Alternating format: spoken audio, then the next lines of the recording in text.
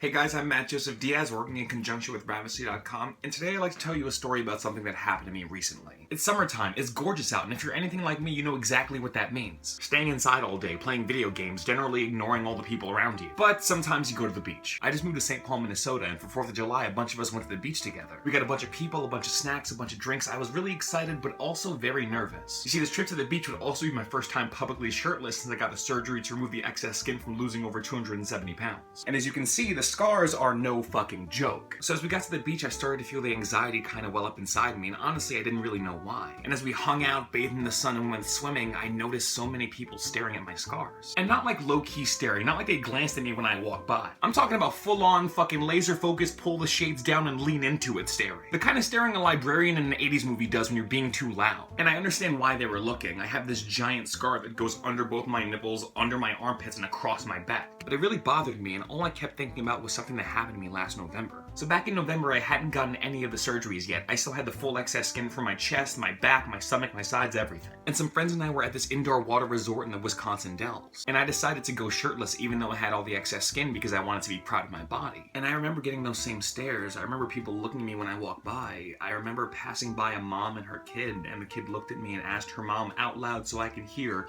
"What's wrong with that man?" And I feel like this is important because it's a good example of how there are some things we never really get over, and that's okay. Here I was, way more confident in a completely new body around 9 months later, around 50 pounds lighter, and I still felt so insecure. I still felt the desire to cover up when I saw people looking at me that way. It's the reflex that comes with years of being ashamed of how you look. Your instinct when you're looked at is just to cover yourself up. And honestly, even though I generally feel good and think I look good, I just wanted to hide everything away. But I didn't. The entire day, the 6 hours we were there, I refused to cover myself up even once. Because what really became clear to me when I saw those stares and realized how they reflected the same stares I gotten months ago is that you just kind of can't win sometimes. As a result of what I've been through, what my body has been through, people are going to look at me, and that's not a bad thing. Sometimes it feels like a bad thing because that's what I was used to for a long time, but it's not inherently a bad thing. I feel like people like to treat body positivity and positive self-image as though it's some kind of finish line, that you pass by it and suddenly you're confident and everything's great, but that's not how it works. That's not a line you pass and all of a sudden you're confident forever. It's a race you run every day. It's a battle you fight every day, and sometimes you lose that battle.